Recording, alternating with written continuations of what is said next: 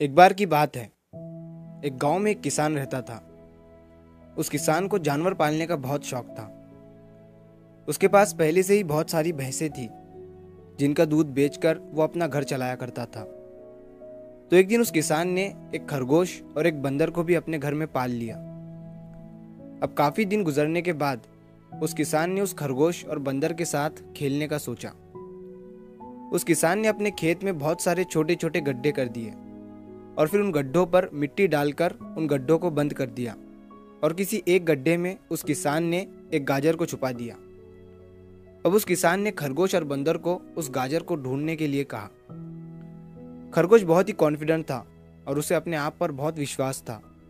उसने एक एक गड्ढे को खोदना शुरू किया और गाजर ढूंढने लगा।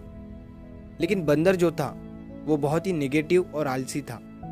उसने सोचा कि खेत में इतने सारे गड्ढे हैं और वो गाजर किसी एक गड्ढे में है, इतना कौन ढूंढेगा। वो बंदर ये सोचकर एक गड्ढे के ऊपर जाकर सो गया। अब उधर खरगोश अपनी पूरी मेहनत से गाजर ढूंढ रहा था। एक एक करके खरगोश ने सारे गड्ढे देख लिए, लेकिन उसे किसी भी गड्ढे में गाजर नहीं मिली।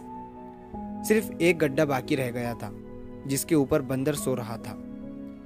अब खरगोश बंदर के पास जाता है और उसे उस गड्ढे पर से उठने के लिए कहता है। जैसे ही बंदर उस गड्ढे पर से उठता है, खरगोश गड्ढा खोद कर गाजर बाहर निकाल लेता है और अपने मालिक को ले जाकर दे देता है। बंदर ये देखकर हैरान हो जाता है कि जिस गड्ढे के ऊपर वो इतनी देर से सो रहा था, गाजर उसी के अंदर थी।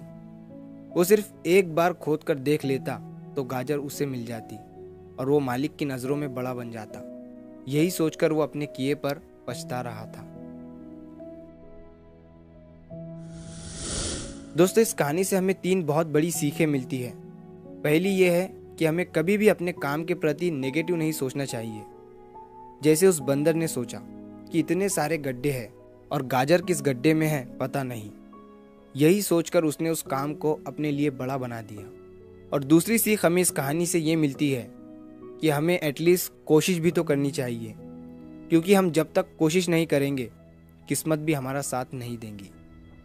अगर वो बंदर जिस गड्ढे पर सोया हुआ था वहां से ही गाजर को ढूंढना शुरू करता तो उसे गाजर मिल जाती, लेकिन उसने कोशिश ही नहीं किया। और तीसरी सीख हमें इस कहानी से ये मिलती है कि हमें जल्दी हार नहीं माननी चाहिए। अब हमें नहीं पता कि हमें अपने काम में कौन से साल में कामयाबी मिलेंगी। वो 2025 हो सकता है, 2030 हो सकता है या 2032 भी हो सकता है, लेकिन हमें कामयाबी तभी मिलेंगी जब हम पॉजिटिव सोच के साथ कोशिश करते रहेंगे और हार नहीं मानेंगे। तो अगर आप इस कहानी को और भी लोगों तक पहुंचाना चाहते हो तो इस वीडियो को लाइक करो, ताकि YouTube इस वीडियो को और भी लोगों तक पहुंचाए। और अगर कहानी अच्छी लगी हो तो हमारे चैनल को सब्सक्राइब ज़रूर करिए। मिलता हूँ मैं अगली बार इसी तरह की कहानी के साथ। तो सब्र करो, शुक्र करो और ज़िंदगी में आगे बढ़ो।